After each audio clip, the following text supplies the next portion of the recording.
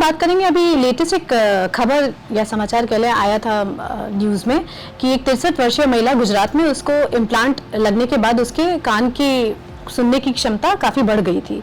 ऐसा कोई चमत्कार नहीं हुआ था, कोई मिरेकल नहीं हुआ था। इसका एक साइंटिफिक रीज़न है जिसके बारे में बहुत ज़्यादा पहले भी रिसर्च हो चुकी है।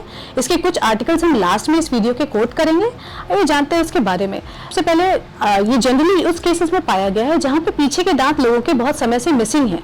आपके किसी भी वजह से मिसिंग हो गए हो, सड़ गए हो, दांत का हिस्सा टूट गया हो, आपने दांत निकलवा लिए हो पीछे के, जिसकी वजह से आपकी बाइट इम्प्रॉपर हो गई हो। बाइट इम्प्रॉपर हो जाने की वजह से आपका जो पूरा TMJ टेम्पोरोमैंडिबुलर जॉइंट जिसको कहते हैं, उसका मस्क्यूलेचर और उस पर बहुत स्ट्रेन पड़ा। स्ट्रेन पड़ने की वजह से जो उससे सपोर्टेड मसल्स थे वो अफेक्ट हुए और उसकी वजह से हियरिंग इम्पेयर हो गई। कभी कभी it is not because of any ear infection कि आपका हियरिंग पावर जाए। There can be many other dental issues जिनकी वजह से ये हो सकता है।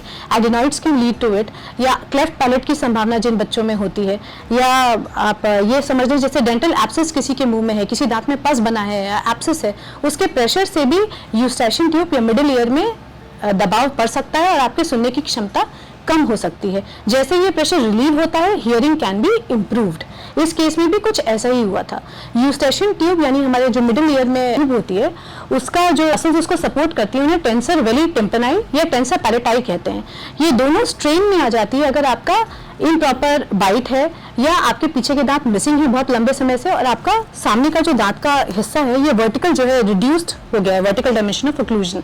अगर ये कम हो जाता है तो आपका प्रेशर पड़ता है टेम्पोरोमैंडिबुलर जॉइंट पे, जो कि फर्दर इनडायरेक्ट प्रेशर डालता है टेंसर टेम्पोराई मसल्स पे और टेंसर वेली पैलेटाई पे, जिसकी वजह से यूस्टेशियन ट्यूब दबता है। दबने की वजह से सुनने की क्षमता कम हो सकती है। जब बहुत समय से अगर पीछे के दांत खत्म हो, मिसिंग हो या सड़ गए हो या घिस गए हो, उस केस में क्या होता है कि आपका जो वर्टिकल डायमेंशन ऑफ ओक्लूजन है, जैसे हम कहते हैं जनरली लोगों का मुंह नॉर्मल रहता है, लेकिन जब बूढ़ा पेशेंट होता है जिसके पीछे के दांत मिसिंग होते हैं, उनको ये चीज़ थोड़ी सी प्रेशर से वो बंद करते हैं, थोड़ा सा वर्टिकल रिड्यूस हो जाता है।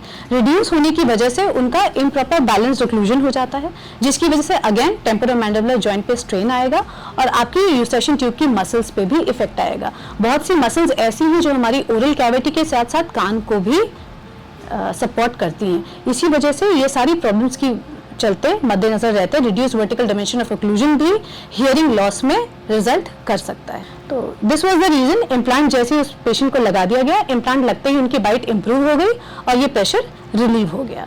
Thank you.